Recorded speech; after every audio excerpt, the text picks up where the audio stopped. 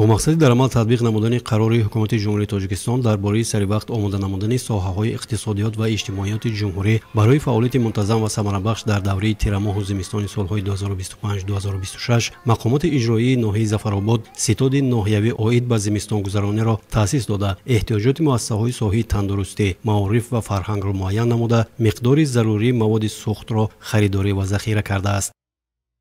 کودکستان رقم 2 پرستو در ناحیه ظفرآباد از 6 گروه عبارت شده 204 نفر تربیت‌گرانده فراگیری میکنند. ما برای که پرثمر گذراندن زمستان 2025 و 26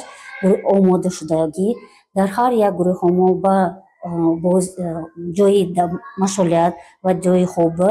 پیچ‌های علاوه میگذرانیم. برای پرثمر گذراندن ما 11 تن انگشت ذخیره کردیم و 8 کوب هیزم ذخیره کرده شدیم. مؤسسه‌های تعلیمی ناحیه ظفرآباد جهت آمادگی به موسم تیر ماه و زمستان تا امروز 380 تن انگشت و 250 متر کوبی هیزم ذخیره کردند. در مؤسسه تحصیلات میانی عمومی رقم 20 امروز کارهای آمادگی به انجام رسانیده شده مؤسسه برای بی مشکلی پس سر نمودن فصل سرما آماده میباشد.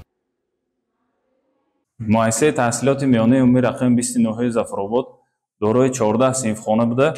با سیستم یگانه گرمدهی تامین میباشد و طبق نقشه باید ما 14 دانه انگشت و 8 کوب هیزم ذخیره نماییم